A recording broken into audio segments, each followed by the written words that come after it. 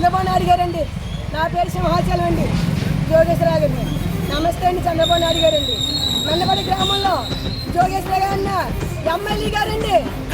కొత్త పేరు వస్తుందనేసండి కట్టండి అధ్యక్షులు 1 గంట టైంకి ఇవన్నీ చేపించి లాగించేశారు సార్. మేమందరం పేరు పదించారు, కొత్తగూడి పట్టుకోవాలి సార్. మా ఈదులో 20 మంది ఆడలు సార్, పిల్ల పేట అందరం సార్, 5 మగవాళ్ళు సార్. మేమంతా 3 సార్లు కాలేజీ పట్టుకోవాలి సార్. వంగలేచారు అండ్ సైడ్ 8 ఎకరాలు మా ఇంటి దగ్గర ఉంది సార్. మా ఇల్లు ఉంది సార్, ఆయన 8 ఎకరాల side sir.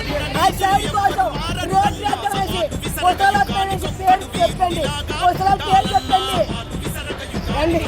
Chandrababu Naidu sir అండి, పవన్ కళ్యాణ్ గారండి, దయచేసి అండి 1 గంటకు వచ్చి మా ఇల్లు తీర్చిచ్చేశారు సార్. ఇదంతా మేము నెలకి జరుగుతుంది సార్. అప్పటికి మేము కోర్టులో వేసుకున్నాం సార్. కోర్టుకు మేము కొట్టించేశారు సార్.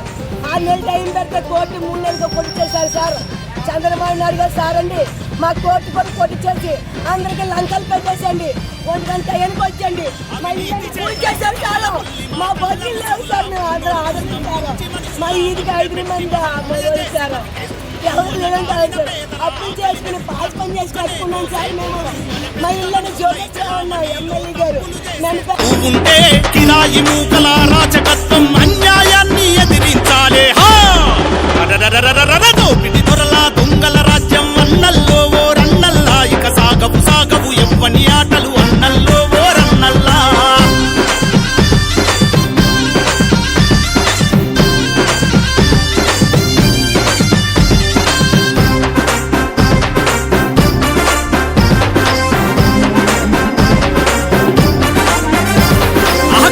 మతము తేడా చూపి నిన్నే నమ్మిస్తుండ్రు, ఇక మనము ఒక్కటి అంటూ నిన్నే దువ్వేస్తుండ్రు. నువ్వేసే ఓటుకి ఆశలు చూపి బతుకుల గుంజేస్తుండ్రు. గెలిసినంక ఇక మాటల తప్పే తప్పుడు గాల్లే ఉండ్రు. అడగకుంటే నువ్వు అడగకుంటే ప్రశ్నించకుంటే నువ్వు బానిసైతవు. కోపిడి దొరలా దొంగల రాజ్యం అన్నల్లో ఓ రన్నల్లా, ఇక సాగవు సాగవు ఎవ్వని ఆటలు అన్నల్లో ఓ రన్నల్లా.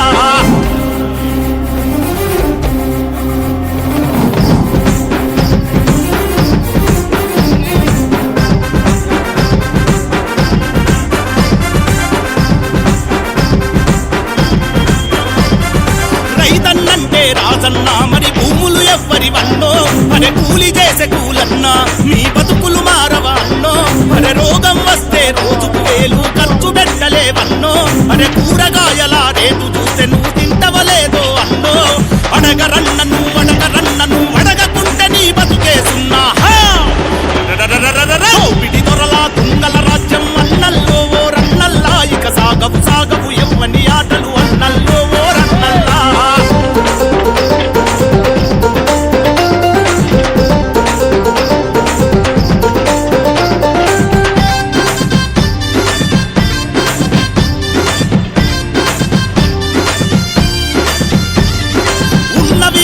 అమ్మేసిపై చదువులు చదవాలంటే, చదువుల తల్లిని కొలవాలంటే సొమ్ములు కావాలంట.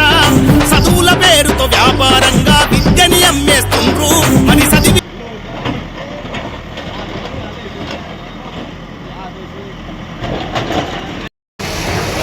పుష్కరాల సందర్భంగా మండపేట పట్టణానికి 3 కోట్లు గౌరవ ముఖ్యమంత్రి గారు నిధులు మంజూరు చేయడం జరిగింది.